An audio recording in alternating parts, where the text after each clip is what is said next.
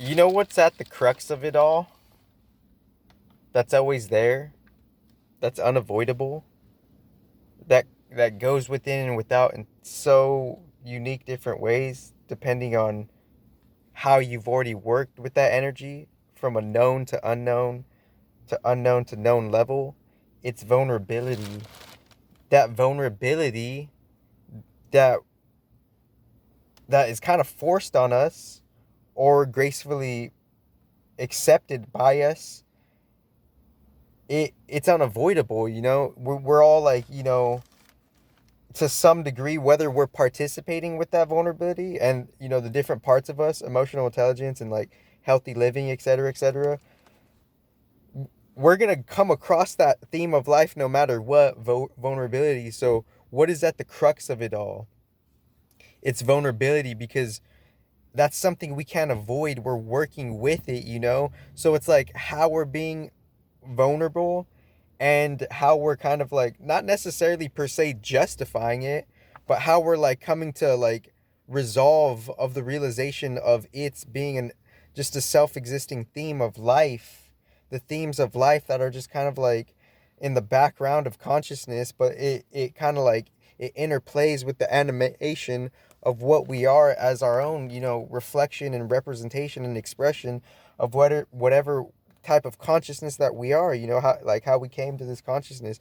But like, a certain, nexus of it all on just a casual, esoteric theme to a human theme is that theme of vulnerability.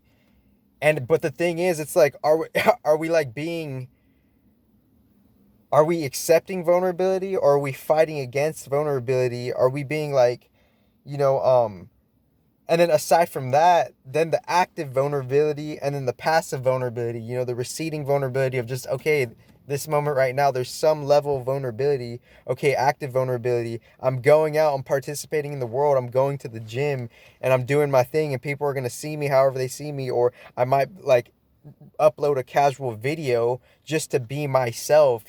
If some of these like systems of spirituality are teaching us anything, it's to teach us to be ourselves and heal ourselves and accept ourselves however we can, despite anything, despite any person, despite like, but obviously I understand the mindfulness, factor, and the relationship factor, but like how we're like programmed on a esoteric metaphysical way to deal with our relationships. It's like, where is our like life force coming from, because like, certain energies of spaces, they're giving like wind to like how we're even like adapting within a background climate, within like how our dream body is like coming to load within the material body, because different bodies from the soul and the different components of the soul eventually materialize to new physical vessels, like for a physiological template to be created. Some like designer, some deep like omnipresent designer had to like, bring that soul data through different filters for the certain soul to be in a certain body that it is. And within that, there's infinite vulnerability. But aside from the infinite vulnerability, we're looking at it from a bottom up level, a ground basis level. And that vulnerability is like, it's the opposite of infinite. There's like this, there's a limitation to it, or there's a construct to it, not necessarily limitation. There's a construct, and that vote, because it's moving, it's fluid. It's like it's the moving theme, and the moving theme is like the vulnerability is always gonna be there. But how are we realizing it and accepting it and being active and passive with it on an emotionally mature level rather than a distorted shadow level? Because you could be like a non-distorted shadow, accepting what's under the shadow, peeling your feelings and just letting it out however you can for your healing, and to be yourself and to look at your own patterns to see what you are as of now, from what we kind of came from to what we're working with to what's behind the scenes of that. Because even Vedanta is evolving most respectively. And what I mean by that particularly is we're always in a constant state and process of assessing ourselves whether we like it or not, a different mind, a different subconscious mind is, and we're working with that subconscious mind. Our higher self shadow is that subconscious mind, and how it just works on a divine mother, chaotic level, energy chaotic, not like a mental mindset initiative chaotic. And I did a previous video that was just raw, and I don't know if I'm going to post the previous video I did, because it was like, it was just kind of something of like, uh ex- um a dispersion of a certain message, a different frequency in its own respects, that is corresponding to like whoever needs to hear that. But obviously me not directing it at anybody per se, but seeing how like, how am I inclined to relate to things, to people, you know and we're all doing that in different like aspects and facets, and energies of that.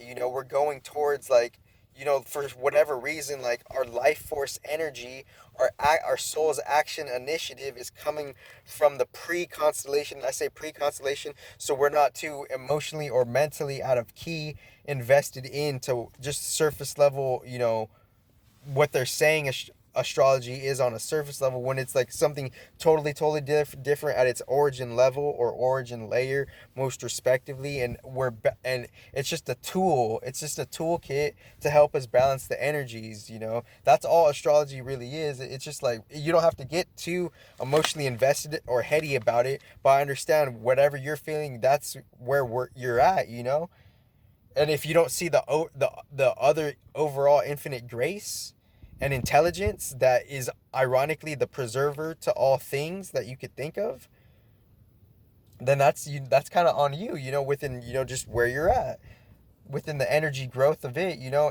And another ironic thing is being yourself on an energetic note. It's going to help save the world, because once we're more relaxed and can do the real healing of venting when we need to vent, letting it, releasing when we need to release, whenever we have like, I guess our own self accounted karmic dharmic justice, when somehow on a deeper level we see it's all our fault, somehow on a crazy level. And within that,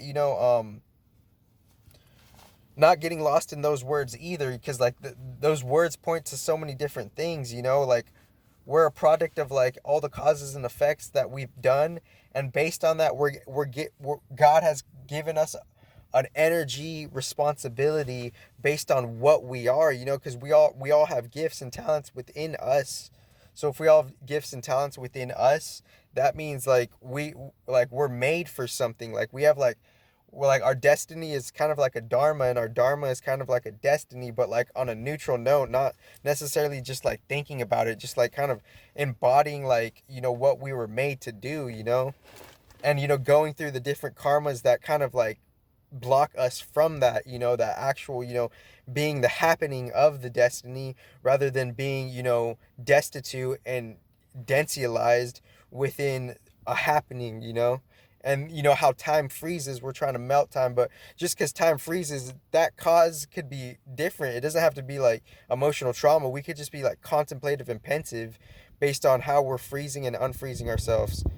Source speed.